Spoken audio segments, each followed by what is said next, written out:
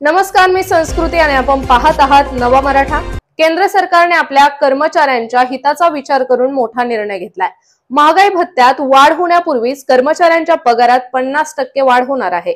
त्यामुळे एप्रिल पासून सरकारी कर्मचाऱ्यांचे भविष्य उज्ज्वल होणार आहे। नॅशनल पेन्शन स्कीम NPS च्या पर्यायास रूपात युनिफाईड पेन्शन स्कीम UPS सुरू करण्यात आली आहे। ही योजना 24 जानेवारी 2025 रोजी जाहीर करण्यात आली होती आणि ती एप्रिल पासून लागू होणार आहे। युनिफाईड पेन्शन स्कीम ही योजना केवळ त्याच सरकारी कर्मचाऱ्यांसाठी लागू आहे जे आधीच NPS मध्ये सामील आहेत।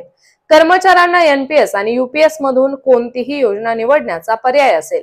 UPS अंतर्गत कर्मचाऱ्यांना निश्चित पेन्शन दिली जाईल, जे मागील वर्षभराच्या सरासरी मूलभूत वेतनाच्या 50% इतके असेल।